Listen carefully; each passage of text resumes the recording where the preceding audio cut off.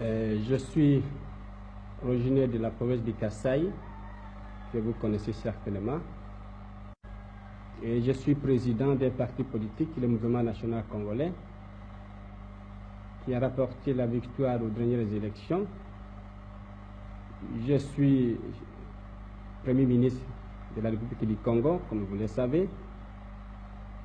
Notre gouvernement, c'est un gouvernement national populaire qui représente toutes les fractions de l'opinion congolaise, et nous luttons pour un idéal qui est la construction du Congo dans l'unité et la concorde nationale. Êtes-vous communiste, Monsieur Lumumba? Je dois toujours rire quand on me pose cette question.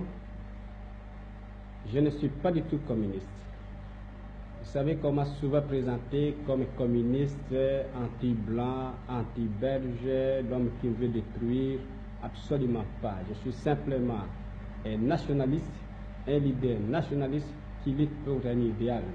Je pense qu'à travers l'histoire de l'humanité, vous avez connu en Europe occidentale, même lors de la Révolution française, des nationalistes qui se sont mis à la tête du mouvement de libération, simplement pour que le pays accède à la liberté et à l'indépendance. Je ne suis pas du tout communiste et je ne le deviendrai jamais. L'avenir du Congo, je l'envisage dans ce sens. C'est de maintenir l'unité politique et économique du pays qui seul fera la grandeur de notre pays.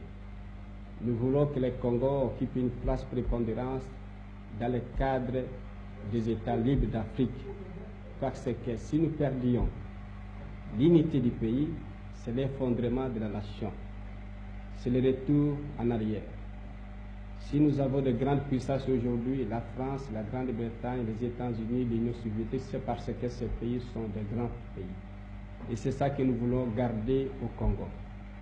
Et sur le plan politique, nous voulons avoir un gouvernement central unitaire.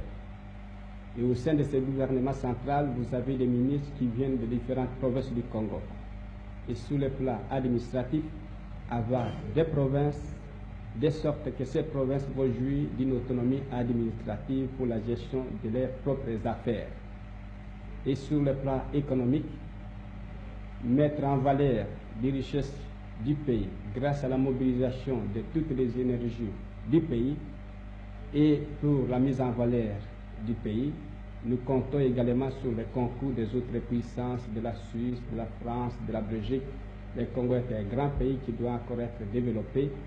Et je pense que si nous pouvons compter sur le concours, la collaboration des autres, et tout en faisant un effort nous-mêmes sur place, nous pouvons faire du Congo dans 5 ans, dans quelques années, une puissance, une nation prospère et stable.